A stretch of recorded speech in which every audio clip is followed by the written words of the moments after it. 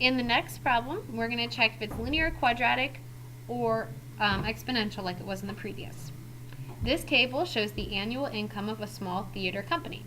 Which type of function best models it? Well, what we're going to do is you got to kind of picture your XY chart here. This is your X here. Usually time is your X and your income is going to be your Y.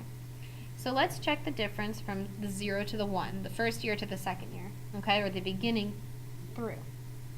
The difference here is that it went up 476. Now do it again. This difference is that it goes up 485. This difference is that it goes up 480.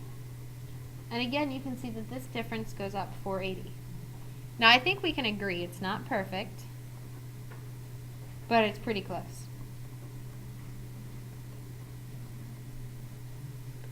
What that implies is that we are going to use a linear model here.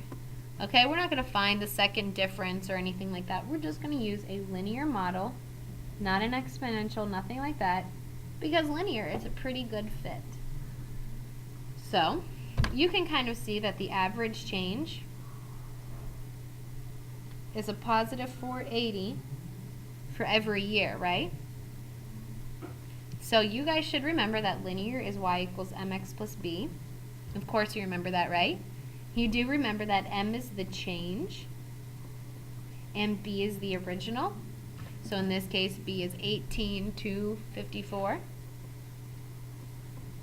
course you remember everything Mr. Lenkus taught you, so that makes perfect sense. Y equals mx plus b, your slope is your change, your intercept is your beginning value.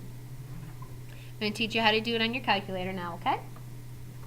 You go to your calculator, you hit stat, you enter your numbers in your list just like you did before, clearing out your old ones. I've got 0, 1, 2, 3, and 4.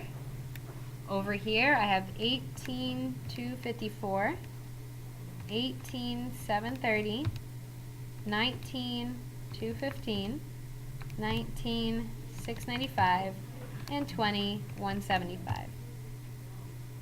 Okay, you hit stat over to calc, but this time we're going to hit number 4, linear regression, because it's a straight line. And you have A is really your slope and B is your intercept. And look how close our values match.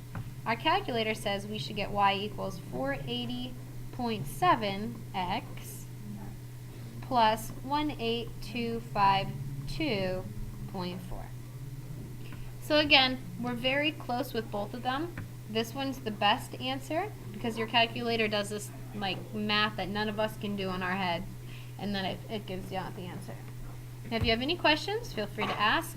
If you graphed this one, you should notice that it makes a straight line when you graph it, and a straight line goes up as you graph.